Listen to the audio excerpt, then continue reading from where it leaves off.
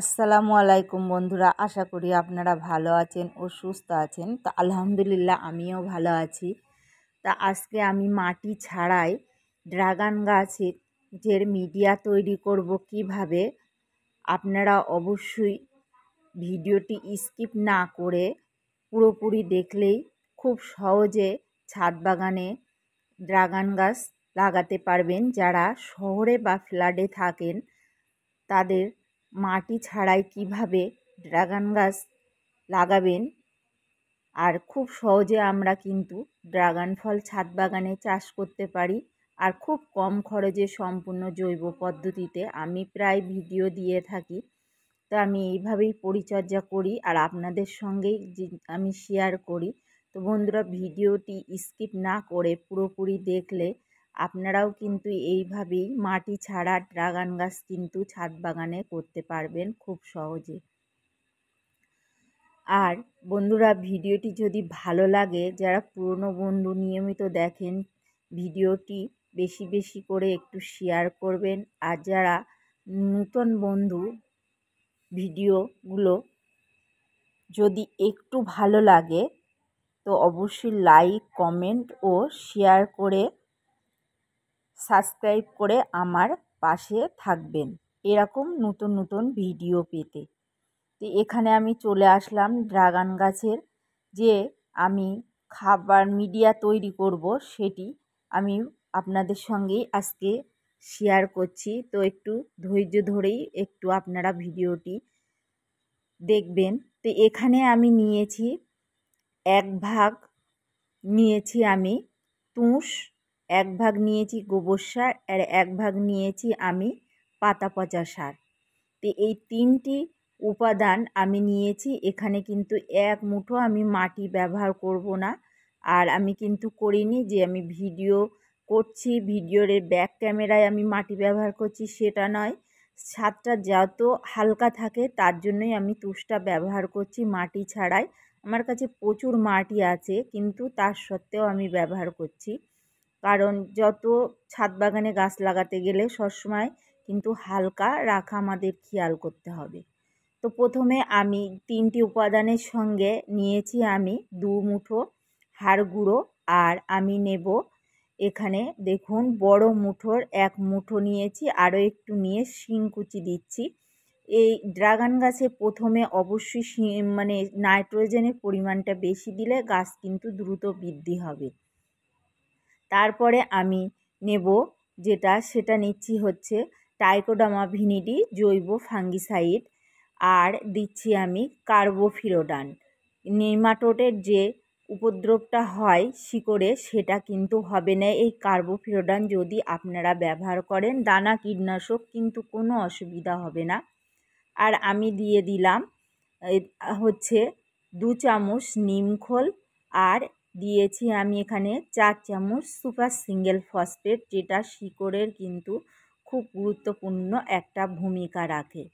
তো এইগুলো আমি দিয়ে এবারে কিন্তু আমি মাটিটাকে ভালো করে আমি মিশিয়ে নিচ্ছি।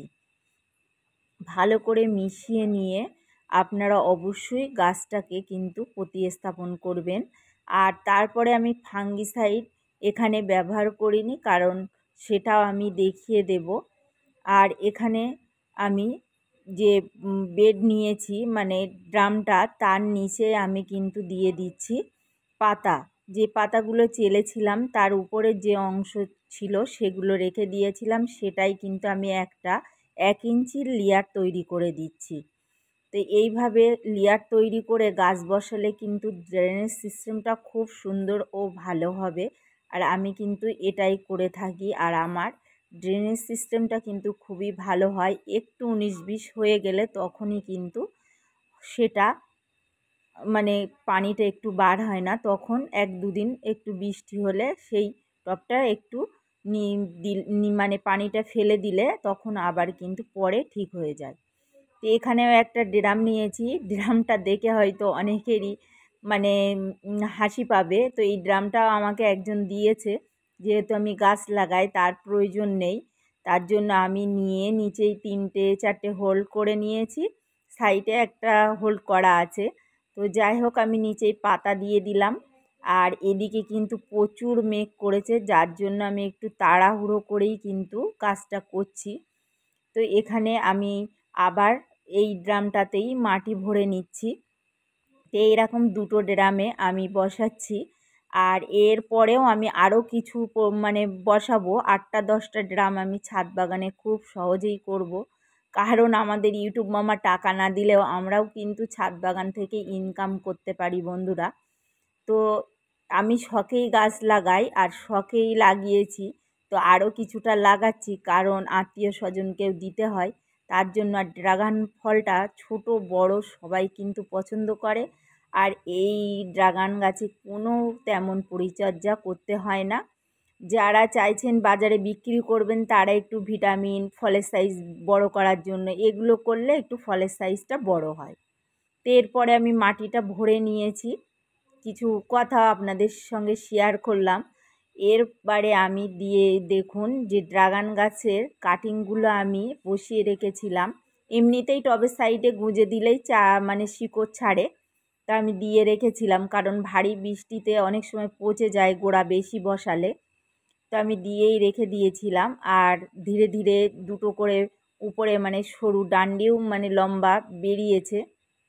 তো এখানে আমি একটা ড্রামে দুটো গাছ লাগাচ্ছি আর কিছু শিকড় কেটে দিচ্ছি, যে মানে হাতের কাছে কিছু নেই বলে আমি মানে সাইডেই কেটে দিচ্ছি। ওই টবের যে কানা আছে প্রচুর ধারালো এই ড্রামের। তো এরপরে আমি দুটো এইরকম করে বসিয়ে দেব, তবে বেশি গভীরে শিকড়টা দেব না, খালি হালকা জাস্ট উপরে রেখে দেব। রেখে দিলে গোড়াটা পচে যাবে না, কারণ এখন তো বৃষ্টি হচ্ছে।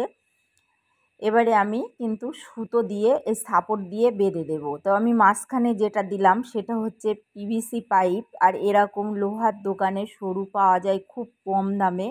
আমার 15 টাকা নিয়েছিল, আমি অনেকগুলো এনে রেখে দিয়েছি। সেগুলো দিয়েই কিন্তু আমি এই যে মানে মাচা দিই, নিচেই দিয়ে থাকি, ড্রাগন গাছে দিই। এইভাবেই কিন্তু আমি বাগানে অনেকটা খরচ কমিয়েই বাগান করি। আর আপনার দাদা তো এর আগেও বলেছি অনেক ভিডিওতে, আপনার দাদা আগে একেবারেই পছন্দ করতো না, এখন অনেকটাই কম, মানে ততটা কিছু বলে না, যেহেতু একটু অসুস্থ হয়ে গেছে এখন। আর এখন সেই কারণেই তেমন আর কিছু বলে না। আর ছাদ বাগানে সবজি করছি, আর খুব সহজে সবজিও হচ্ছে, ফুলও হচ্ছে, আবার ফলও হচ্ছে, যেটা আমাদের কিন্তু অনেক চাহিদাও কিন্তু পূরণ হয়ে যাচ্ছে। তো এখানে আমি ফাঙ্গিসাইড দেখুন দিইনি, আমি এখন দিয়ে দিচ্ছি একটু বেশি করে, যেহেতু কারণ যাতে মানে গোড়াটা পচে না যায়। আর ড্রাগন গাছের শিকড় কিন্তু পচে না, গোড়া পচে যায়, আর শিকড় কিন্তু কখনোই পচা লাগে না, এটা অনেকটা খেয়াল রাখবেন। আমি যেহেতু অনেক দিন ধরেই এই ড্রাগন ফল গাছ লাগিয়েছি, 6 বছর আমার হয়ে গেছে। আগের পুরনো গাছগুলো যারা প্রথম থেকে ভিডিও দেখেছেন সেই গাছগুলো কিন্তু সাইডে রাউন্ডের সাইডে ছিল, আমফান ঝড়ে পড়ে যাওয়াতেই আমি সেগুলোকে কেটে আবার মাঝখানে আমি তো নূতন করে লাগিয়েছি। তো এই কারণেই আমি আবার নতুন করে বেশি বেশি করে একটু গাছ লাগাচ্ছি। তো বন্ধুরা এখানে বলতে না বলতে বৃষ্টি চলে এসছে, এই যে দেখুন। তো ভিডিওর প্রায় শেষ পর্যায়ে, যদি ভিডিওটি ভালো লাগে অবশ্যই